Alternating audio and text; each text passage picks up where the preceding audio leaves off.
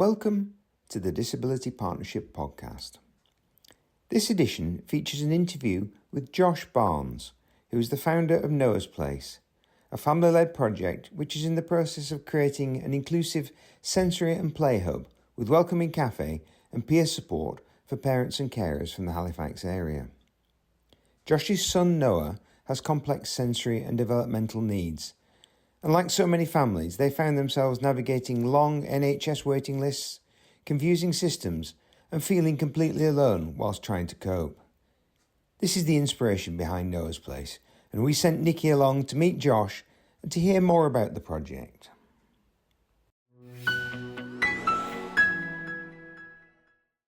Hi, it's Nicki from Disability Partnership Calderdale. I'm here down in Ripondon and I'm here to talk to Josh Barnes, who is the founder of Noah's Place.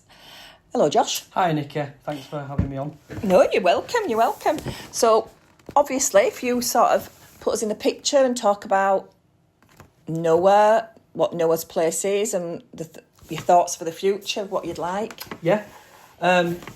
So we're currently in the process of creating a charity called Noah's Place, and basically it began in the middle of I guess one of the hardest seasons of mine and my wife's life, really, and we realised how isolating it is and how it can feel to be fighting the system to get help for children who need help. So from a really young age we realised that Noah probably had some sensory issue needs, and unfortunately he didn't hit the age thresholds in the UK for support. So we talked to many professionals. So let me talk about what Noah was doing. I think that's probably a good place to start. So from a young age he needed rigid routines, yes. And if we went off any routine he would just become really dysregulated. It would trigger him. Yeah, he'll throw himself on the floor, start whacking his head off the floor. So with that, we spent just probably like 4 days out of the week sat in A&E with bruises and bumps on his head, and it was just a really hard time. And then he started to not like textures of food in his mouth, and he went completely off food, and he lost a lot of weight, to the point where he had to spend 7 days in hospital because he was so malnourished, and he's now on a prescribed high-calorie milkshake diet that gives him all the vitamins and nutrition that he needs in his body. He's still not great with food. Okay. He's trying his best. Just play with it. And so he'll have 2 handfuls of cheese at the most during a dinner time, which is great for him. Better than nothing. But yeah, he's basically living off the milkshakes to keep him healthy. So we just started seeing lots of signs in Noah, and we reached out for some support. And because he wasn't yet 2 years old, there are no support services in the UK that would deal with a child with sensory needs until they're 2 years old. So this was when he was about 1.5 years old. We started to see this stuff, and that next 6 months in the waiting for the support was really, really isolating. We was so lonely. We just was watching our little boy hurt himself every single day, not being able to do anything about it, but try and keep him safe in the best way that we could. Yeah. We didn't understand what he was going through. This is the first time that we've seen this stuff. We're creating Noah's Place to be a solution to what we wish existed when we was going through that time, and that's that 6 month period of the waiting. Right. So Noah's Place is going to be a soft play centre, a soft play hub. So there's going to be a soft play area for absolutely everybody, but then a real focus around sensory rooms and quiet spaces. But this is going to be for adults and children. Okay. And we're not just throwing lava lamps in or string lights. No.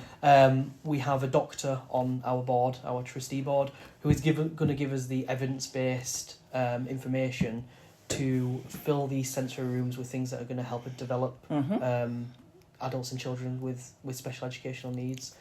So we're right at the start of the journey at the moment. It's a big change, it's a big leap, but yeah, we never want anybody to ever feel what we went through and what we felt during that waiting. No, it must have been really isolating. Yeah. And I can't believe that you have to wait till 2. Mm-hmm.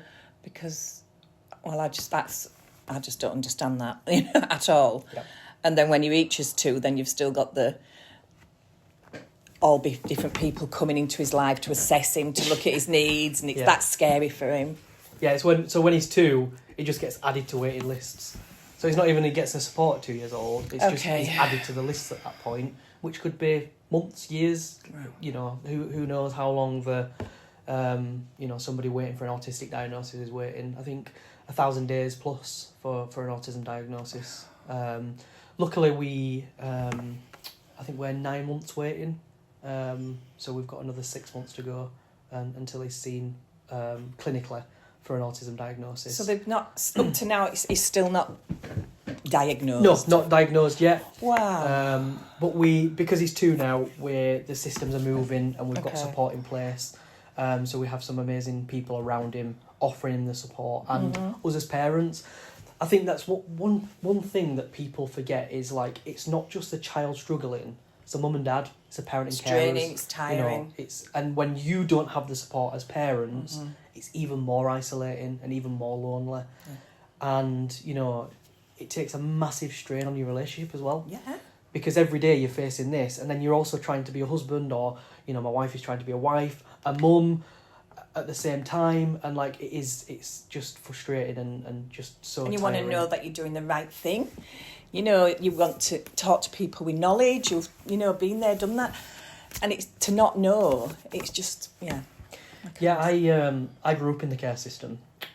So my dad actually ended his own life when I was 3 years old, and that forced my mum to turn to drink.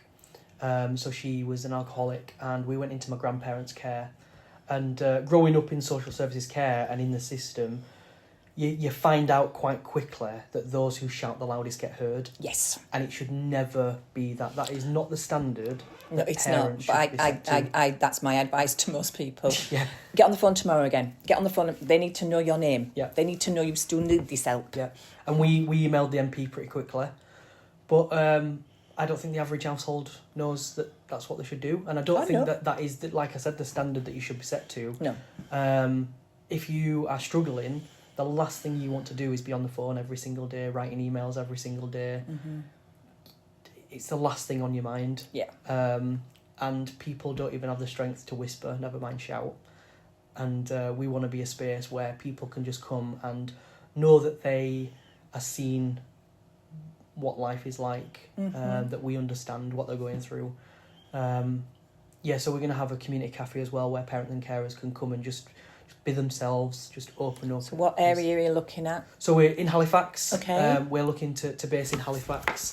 We're actually on the hunt for a warehouse space. So 10,000 square foot is kind of the size that we're going to go for, so that we can kit it out well and zone it in different zones. Because obviously we have to take into account, like, disabled people might need harnesses, so we'll have a harness support to go into the sensory rooms and things like that. It's all kind of in the works, but we need a big enough space. So we're in the market looking. But again, we are relying on funding for this as well. So we're going to put our funding applications in really soon. We're starting just writing the bids up and things like that. Brilliant. Because you say that, we want an inclusive space and somewhere easy, so we decided to set up a charity, which is the most hardest thing in the entire world, to set up a charity. But when it's all running and we see the fruits from it, it's going to be amazing. Oh, yeah. It's going to be incredible. Yeah, no, and in Calderdale we're very ill, so I suppose we need to look at, there might even be new units where you go look at, you never know, because to access, to make it easy for you.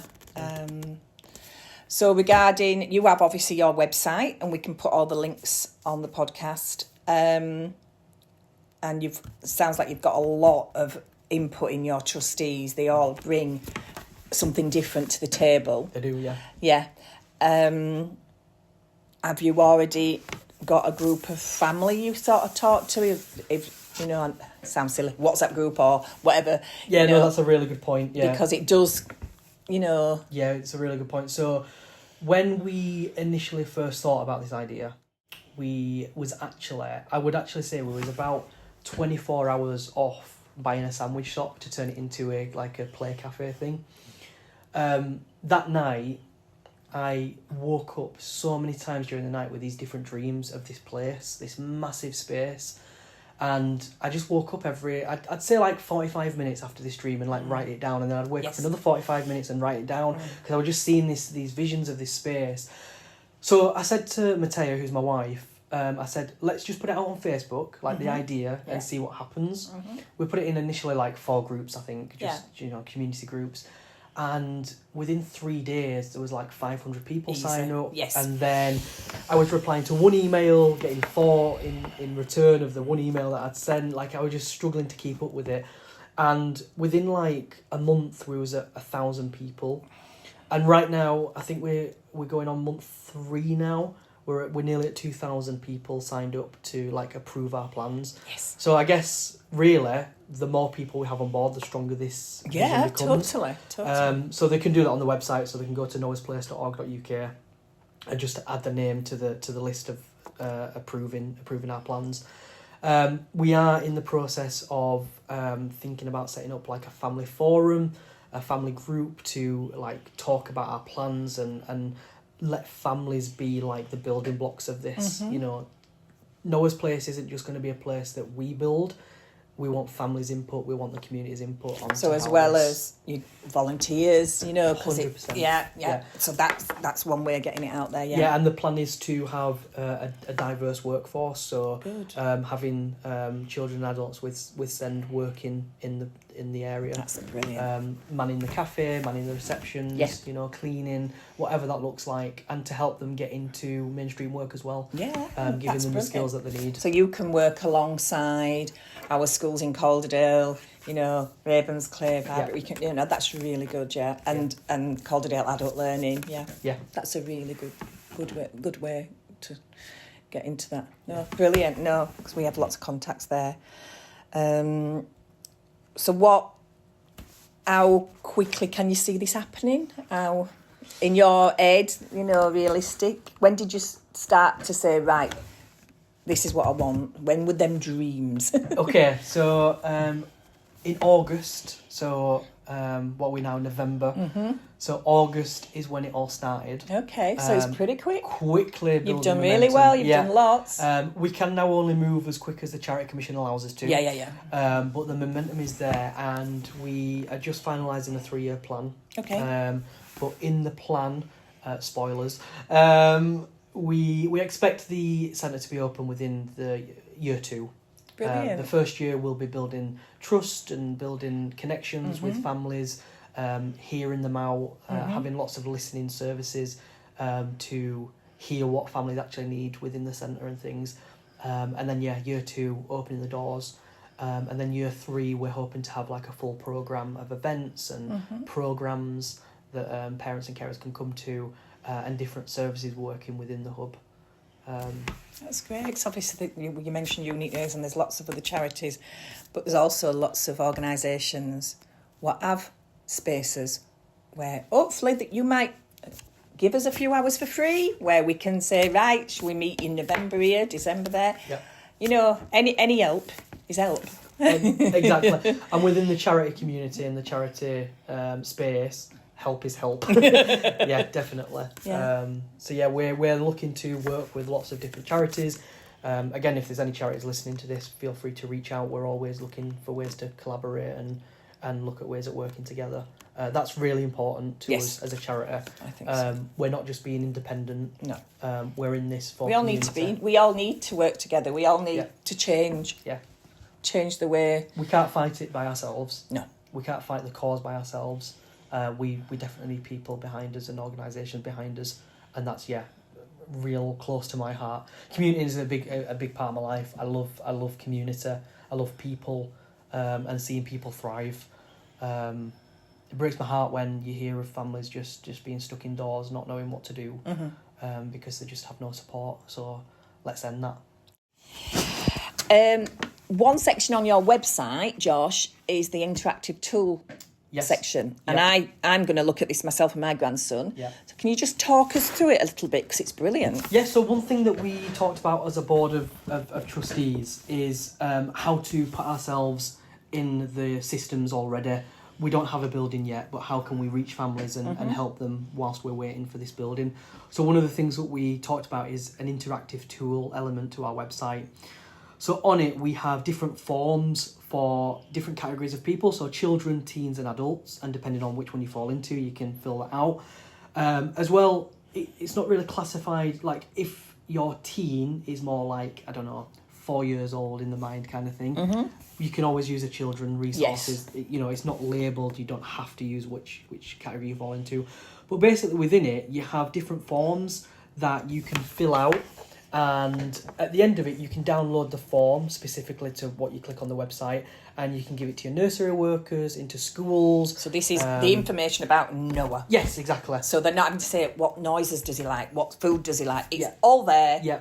That's fabulous. So you have a couple of examples. So you have an All About Me profile, which we'll just talk about their overall things that they love to do, things that they don't like, things that help them communicate. Saves so much time. Yeah, and then you can download the form at the end. And for children, you can give it to nursery or schools. For adults, you can give it into new workplaces. So if you need adaptations in work, instead of having to say the things that you need, you can just give them this form.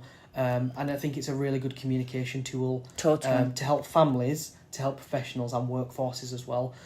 So depending on which category you choose, the form changes. So for children, it's very much picture-based. Children can point to what they're feeling because they can see the emojis and the icons on the site. But then teens and adults, it goes into a little bit more details and more tick boxes and sliders. But it's been really, really good. We've had families feedback that, you know, they keep going back to it and filling the forms out. There is one called My Transitions as well. So one thing that Noah really struggles with is transitions. Yeah. And what we do is every time there's a big transition coming up, we'll go to the form that's called My Transitions and we'll tell him what's going to happen, and then he'll tell us how he feels about that by pointing, does that make you feel happy, does it make you feel sad, and what that change is. So whether it's starting a new school, getting a new teacher, having a new baby in the family. So we did this with Noah when we brought Jacob home for the first time, and we said, you know, new baby's coming in. We gave him a doll and we said, how does this make you feel, Noah? He doesn't completely understand, but it gets him communicating from an early age and trying to build that communication up with him. And I think that's really important. So, yeah, they can go and check that out, noahsplace.org.uk, and just click the interactive tools tab at the top. And it's completely free as well. We don't require any email addresses or anything like that to access the form. We don't store any of the data. So when they download it, it downloads straight to their computer. It doesn't store in any databases, so we don't take any of their information. It's all private and secure. That's fabulous. No, that's a wonderful tool. Yeah, and that should be used in a lot of places, I think. Yeah. So, on that note, we will obviously create this podcast, put it out there. We will put all the information on and your little video. But anybody can visit the website, donate, anything, be in touch. We hopefully won't be the last time I come and talk to you, darling. And we can help out. Thank you. Thank you.